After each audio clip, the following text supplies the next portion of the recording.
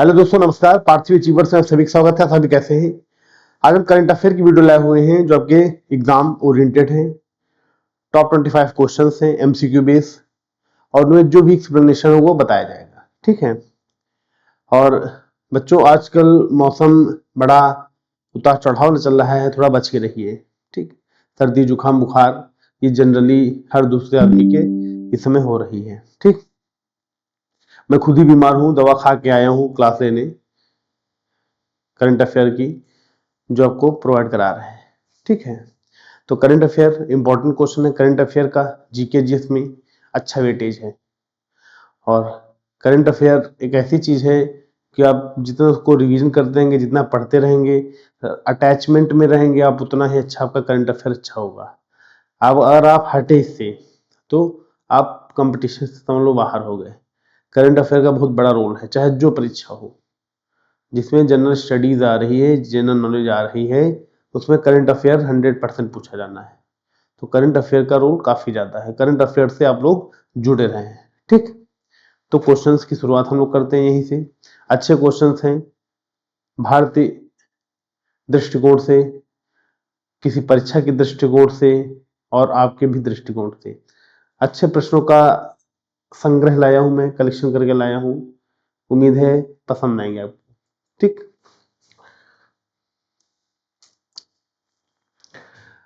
एक बहुत अच्छी थॉट है, सही काम करने के लिए समय हमेशा सही होता है। आप सही काम करिए केवल बस अपने जीवन में। ये मत सोचिए कि अरे आज समय सोमवार है, आज मंगलवार है, आज शनिवार है। ये नहीं कभी होना चाहिए। शनिवार मंगलवार हमेशा क्या करना चाहिए, जो समय आपका सही हो आप उसमें काम करिए, आप उसी में सफल होंगे और उसी में आपका नाम होगा। तो सही काम करने के लिए कोई सही समय का इंतजार मत करो। पढ़ने मन कर रात को 11 बजे उठो, बैठ के पढ़ने लगो। सही काम करो। अच्छा काम करने के लिए कोई सही समय का इंतजार कभी नहीं करना चाहिए, ऑन द स्पॉट लग जाना चाहिए। ठीक। बहुत अच्छी थॉट है ये, मेरे को बहुत पसंद आई थी, तो इसीलिए मैंने इसको इसमें ऐड कर दिया। ठीक है, ऐड कर दिया था मैंने। आगे चलते हैं। तटीय व्यापार को बढ़ावा देने के लिए केंद्रीय बंदरगाह, जहाजरानी और जलमार्ग मंत्रालय ने हाल ही में कौन सा विधेयक पेश किया? भारत, ये बच्चा 6 मंथ और 1 ईयर करंट अफेयर से रिलेटेड है। ठीक है, 6 मंथ और 1 ईयर करंट अफेयर से रिलेटेड का कंटेंट है, क्वेश्चंस हैं। ठीक है, मंथली नहीं है। तो कौन सा विधेयक? भारतीय नौवहन विधेयक 2024, तटीय नौवहन विधेयक 2024, समुद्री व्यापार संवर्धन विधेयक 2024, या तटीय व्यापार और परिवहन विधेयक 2024? तो इसका सही आंसर बी है, तटीय नौवहन विधेयक 2024। ये पास हुआ है। इसके पहले भी 1958 वगैरह में भी कई आए विधेयक, लेकिन जितनी पावर इसमें है उतनी किसी में नहीं है। तो तट नौवहन विधेयक, क्योंकि भारत लगभग 7,500 किलोमीटर तटीय क्षेत्र वाला जो तटीय क्षेत्र है, यहाँ पे व्यापार करता है। तो यहाँ पे कई छूट, कई चीजें जो है व्यापार बढ़ाने के लिए कई छूटें दी गई हैं। ठीक। ये चीज तटीय नौवहन विधेयक 2024 के तहत।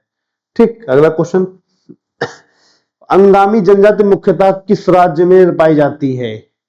ओडिशा, झारखंड, नागालैंड, असम? तो अंगामी जनजाति आपका नागालैंड में पाई जाती है। कहां पाई जाती है? नागालैंड में पाई जाती है। अंगामी जनजाति आपकी नागालैंड में पाई जाती है। ये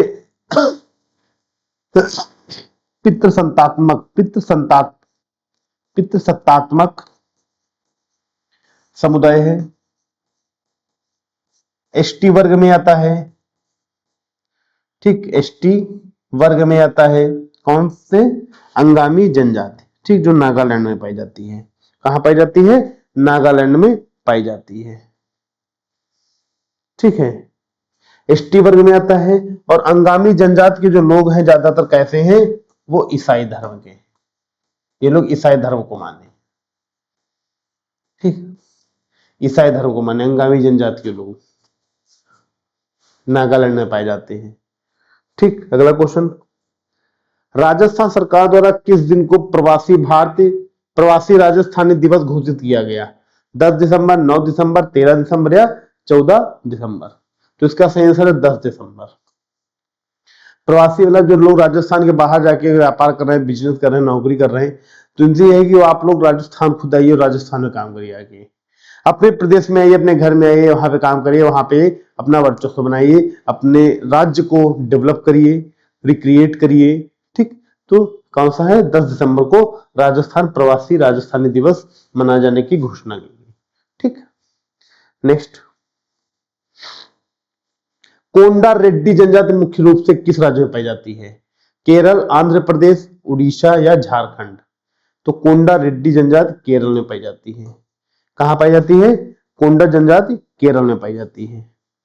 ठीक है, कोंडा रेड्डी जनजाति केरल में पाई जाती है और ये लोग ज्यादातर काजू, कपास व मिर्च का व्यापार करते हैं। मिर्च का व्यापार करते हैं। ठीक है, मिर्च नहीं जो आप लोग खाते हैं वो रेड वाली, मिर्च का व्यापार करते हैं, उत्पादन करते हैं। और ये लोग हिंदू धर्म को फॉलो करते हैं। कौन से धर्म को फॉलो करते हैं? हिंदू धर्म को फॉलो करते हैं। कोंडा रेड्डी जनजाति हिंदू धर्म को फॉलो करते हैं, मानते हैं। उम्मीद है समझ में आ रहा होगा।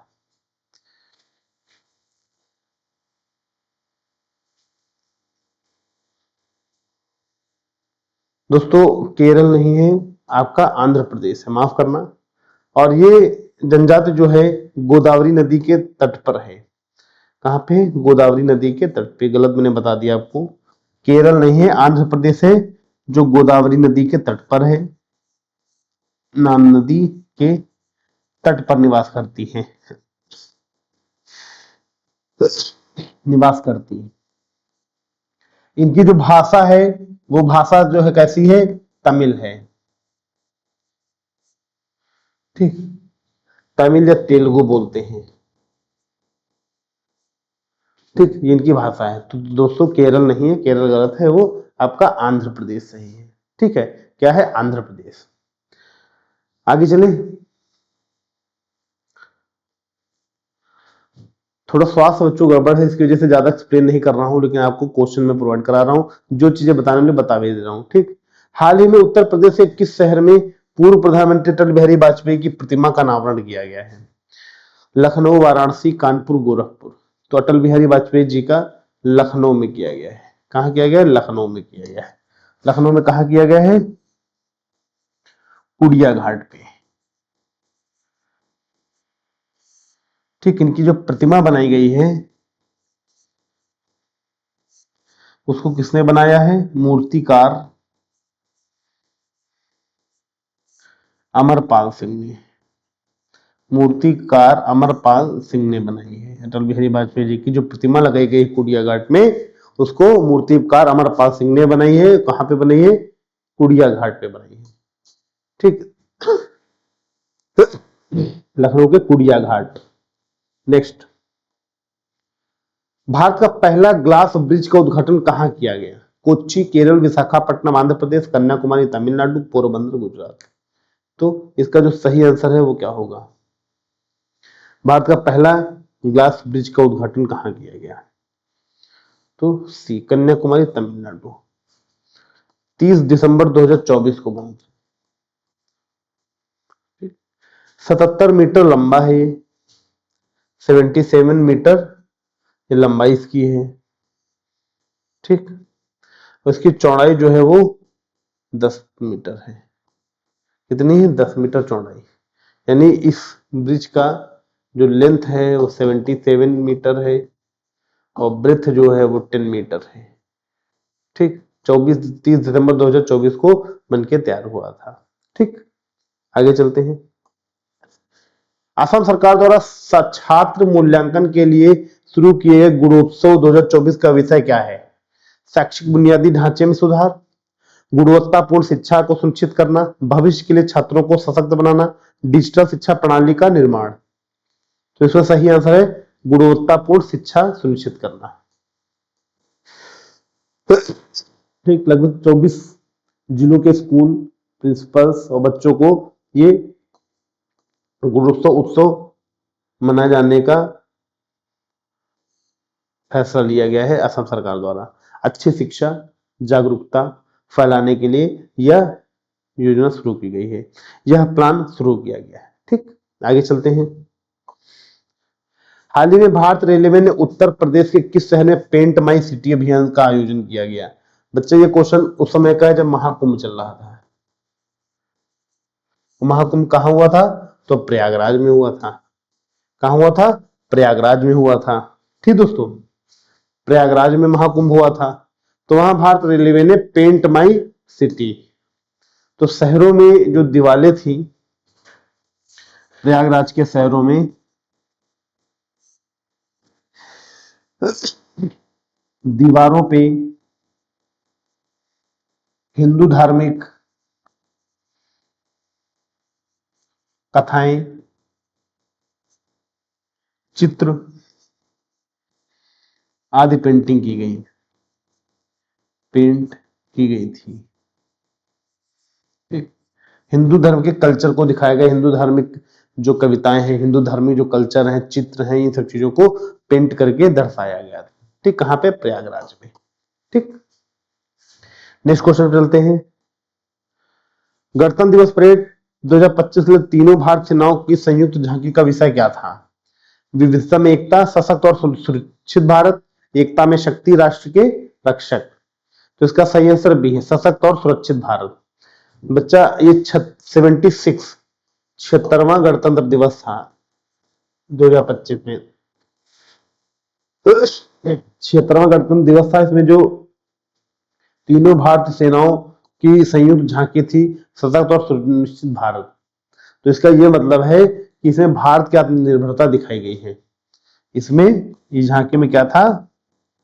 इसमें भारत की आत्मनिर्भरता दिखाई गई है, किसी से कोई मदद ना लेके हम अच्छा काम भी कर सकते हैं। ठीक, भारत की आत्मनिर्भरता भी दिखाई गई है इसमें। ठीक, सशक्त और सुरक्षित भारत ये थीम थी जो गणतंत्र दिवस परेड में तीनों सेनाओं की झांकी थी। ठीक, उनका अंग 100 दर्रा जो खबरों में था किन दो देशों के बीच स्थित है? भारत और भूटान, चीन और नेपाल, भारत और म्यांमार, भारत और बांग्लादेश। तो इसका सही आंसर है भारत और म्यांमार। ठीक,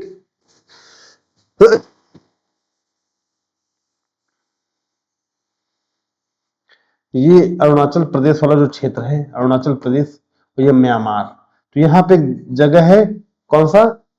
500 दर्रा।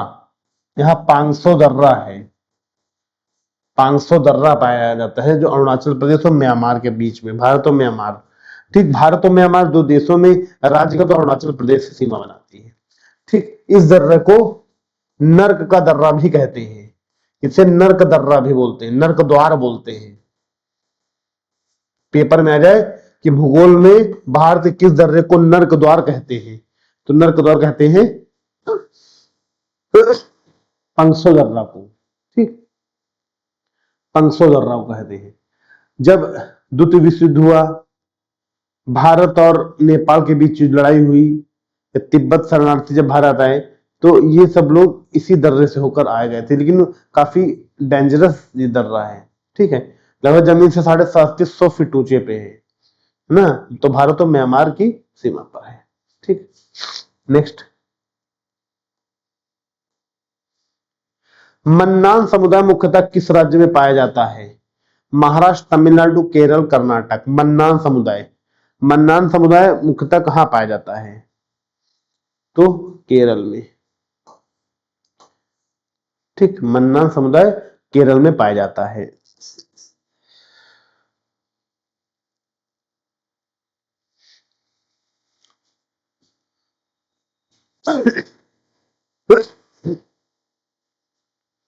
यह समुदाय एसटी वर्ग का है, शेड्यूल ट्राइब्स का, और ये जातीय समूह है, कई जातियों का ग्रुप, जातीय समूह है ये। मन्नान एक जातीय समूह है। ठीक, कई जाति, 3-4 जातियों के ग्रुप है।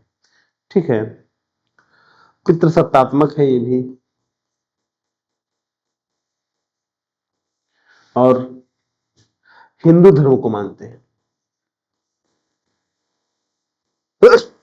हिंदू धर्म को मानते हैं। ठीक, आगे चलते हैं। किस राज्य सरकार ने मारी लाडो रेडियो कार्यक्रम शुरू किया? राजस्थान, गुजरात, हरियाणा, बिहार। तो हरियाणा ने। क्यों? क्योंकि यहाँ पे लिंगानुपात बहुत कम है। लिंगानुपात कम होने की वजह से यहाँ पे मारी लाडो योजना शुरू की गई है। और किसके द्वारा है? बेटी बचाओ बेटी पढ़ाओ आंदोलन के द्वारा। बेटी बचाओ बेटी पढ़ाओ जो आंदोलन हुआ था, या ये जो मतलब योजना है, इस योजना के द्वारा ही ये योजना शुरू की गई, मारी लाडो। ठीक। बच्चियों को अच्छी शिक्षा, जागरूकता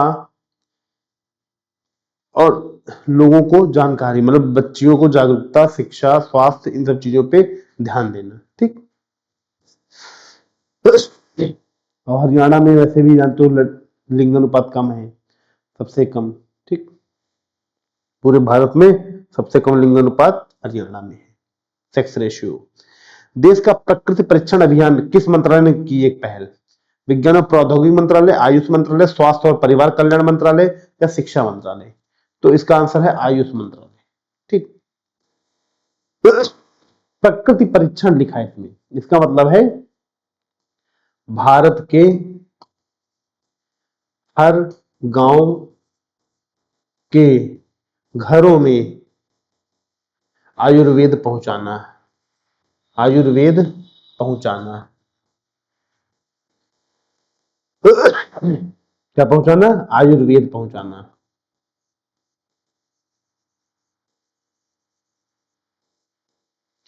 तो आयुष मंत्रालय द्वारा। ठीक। नेक्स्ट, मिशन शक्ति के तहत पहला किशोर बालिका क्लब किस राज्य में शुरू किया गया?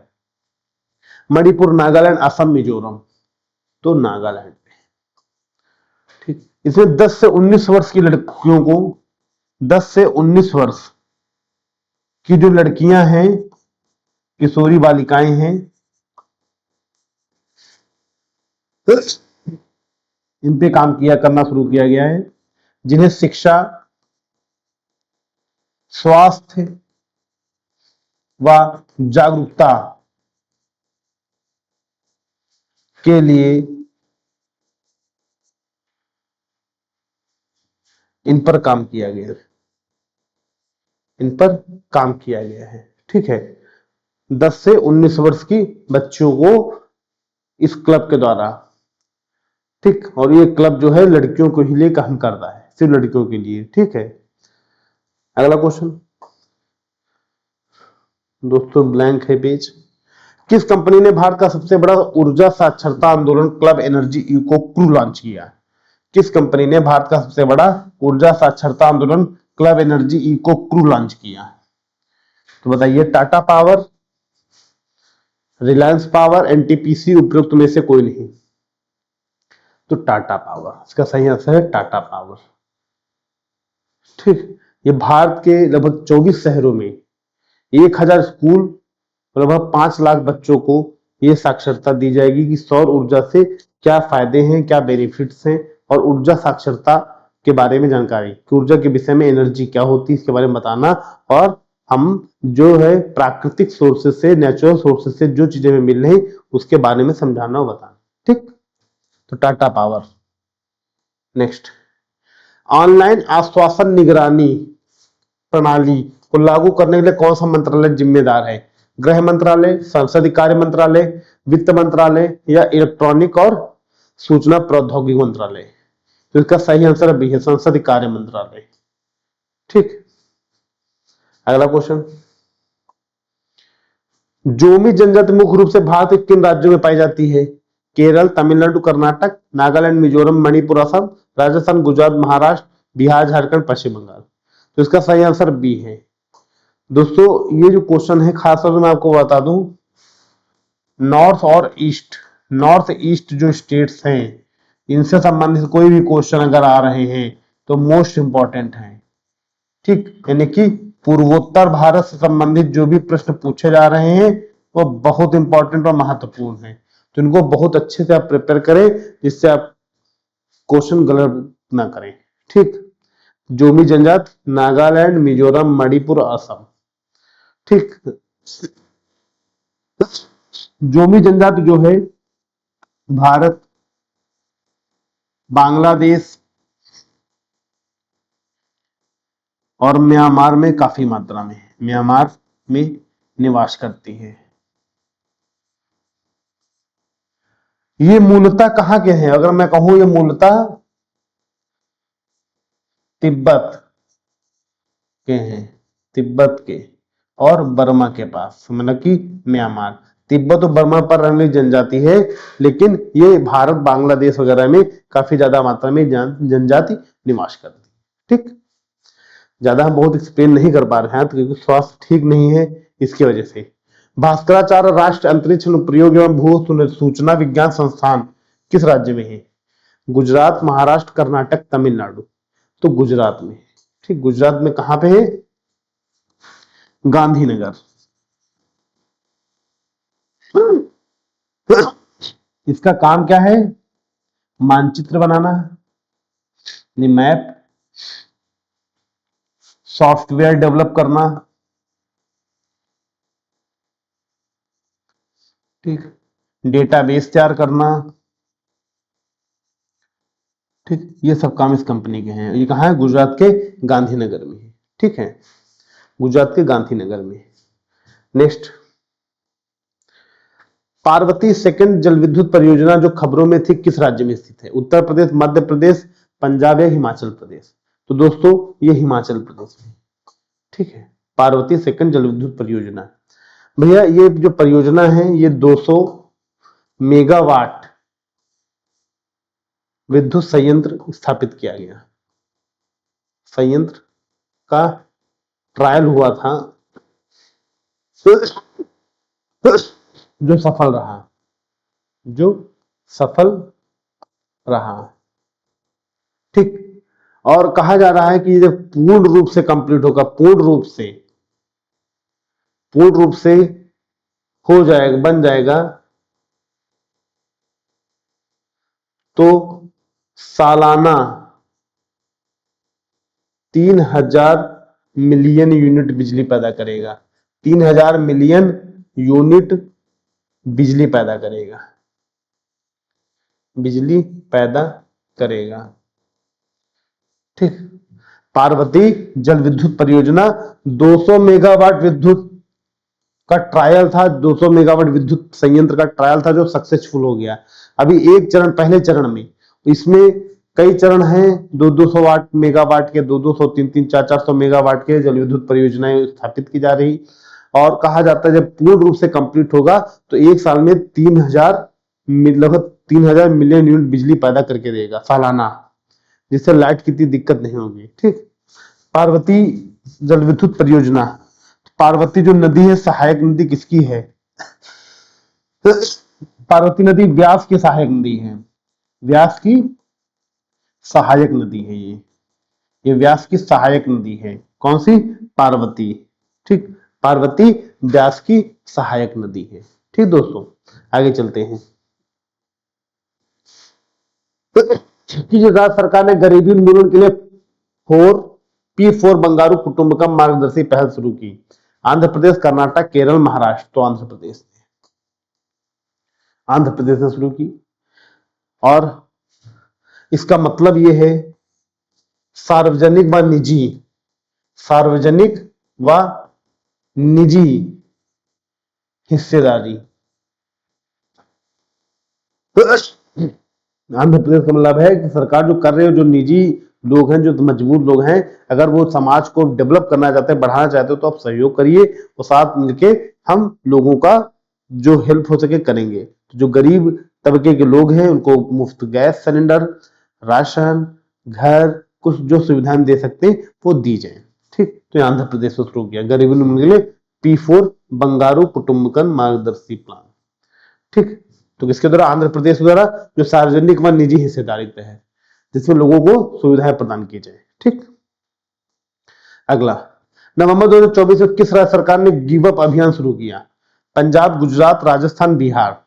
तो राजस्थान ने दोस्तों शुरू किया। ठीक, इसका मतलब यह है कि गिव अप अभियान, इसका मतलब यह है जो खाद्य सुरक्षा, खाद्य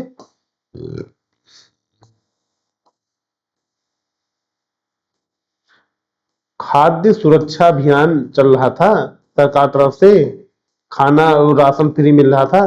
तो खाद्य सुरक्षा अभियान मतलब ये हुआ कि गिव अप अभियान कहा था। अभी तक लगभग 13,58,000 फैमिलियों ने, परिवारों ने इससे अपने आप को बाहर कर लिया, अपने आप को बाहर कर लिया। इस योजना के तहत जो खाद्य सुरक्षा योजना अभियान था, फ्री में राशन मिल रहा था, इससे 13.5 लाख लोगों ने अपना आवेदन वापस ले लिया कि नहीं अब हम सक्षम है, हम नहीं लेंगे। इससे लगभग 426 करोड़ रुपया सालाना बचत हुई, रुपए की बचत। तो गिव अप अभियान कहाँ का शुरू हुआ? राजस्थान में। ठीक, कहाँ पे? राजस्थान में, जिसमें खाद्य सुरक्षा अभियान के तहत जो सुविधा थी वो कैंसिल हो गई ना, मना कर दिया, नहीं लेंगे। ठीक, अच्छी सोच है ये। किस मंत्रालय ने डिजिटल फसल सर्वेक्षण प्रणाली शुरू की? इलेक्ट्रॉनिक्स और सूचना प्रौद्योगिकी मंत्रालय, पर्यावरण वन और जलवायु परिवर्तन मंत्रालय, कृषि और किसान कल्याण मंत्रालय, ग्रामीण विकास मंत्रालय। तो इसका सही आंसर किसान और कृषि और किसान कल्याण मंत्रालय। ठीक, 22 का सी ऑप्शन। ठीक, आगे चलते हैं। किस राज्य सरकार ने गरीबी उन्मूलन के लिए 4P, देखो बच्चों ये रिपीटेड क्वेश्चन आ गया। ठीक, आंध्र प्रदेश टिक कर दिया, रिपीटेड आया है। झारखंड का कौन सा जिला non alcoholic fatty liver disease screening अभियान शुरू करने वाला पहला जिला बन गया है? दोस्तों पढ़ो, झारखंड का कौन सा जिला non alcoholic fatty liver disease screening अभियान शुरू करने वाला पहला जिला बन गया है? NAFLT,